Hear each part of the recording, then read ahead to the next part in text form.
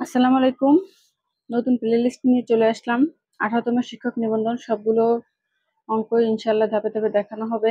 তো এটা একটু গড়ের অঙ্ক। লাবিব, রামিম ও জিদানের বয়সের গড় অপেক্ষা লাবিব, রামিম ও শাফিনের বয়সের গড় 5 বছর কম। শফিনের বয়স 20 বছর হলে জিদানের বয়স কত?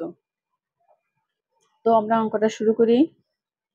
কি বলা আছে? লাবিব, রামিম ও জিদানের বয়সের গড় অপেক্ষা মানে এর থেকে বেশি কম হবে, 5 বছর কম হবে কার? লাবিব, রামিম ও শাফিনের গড়। তো আমরা লিখি যে Labib plus Ramim plus Zidane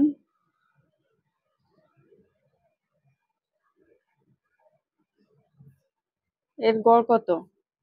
এর গড় অপেক্ষা কম। লাবিব, রামিম ও শাফিনের বয়সের গড় কম, এর জন্য এখানে হচ্ছে মাইনাস দিতে হবে। তাহলে লাবিব প্লাস রামিম প্লাস শাফিন এর গড় অপেক্ষা কত, মানে এটা থেকে কত কম? 5 বছর কম। তাহলে সমান সমান 5 বছর। এখান থেকে আমরা লসাগু নেই, কত? 3 যাবে লসাগু। তাহলে Labib plus Ramim plus Zidane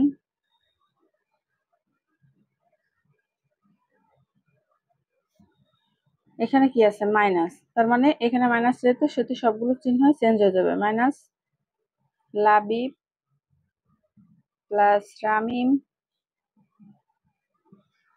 plus Shafin সমান সমান 5। সরি, এখানে সবগুলো মাইনাস হবে, যেহেতু মাইনাস আছে সবগুলো চিহ্ন চেঞ্জ হয়ে যাবে। তো এই মাইনাস লাবিব প্লাস লাবিব কেটে যায়, মাইনাস রামিম প্লাস রামিম কেটে যায়। এটা আছে জিদান আর শাফিন। তাহলে আমরা লিখে ফেলি জিদান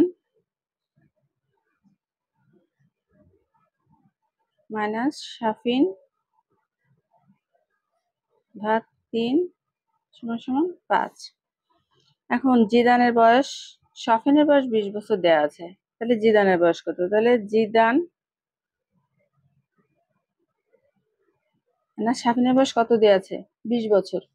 তাহলে আমরা এখানে শাফিনের বয়স 20 বছর বসায় দিই, ভাগ 3 সমান সমান 5। এটা আবার আমরা কোনাকানি গুণ করি। তাহলে জিদান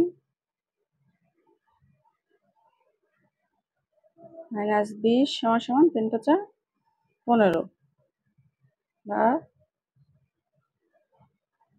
জিদান সমান সমান 15 যোগ 20। তাহলে জিদানের বয়স কত?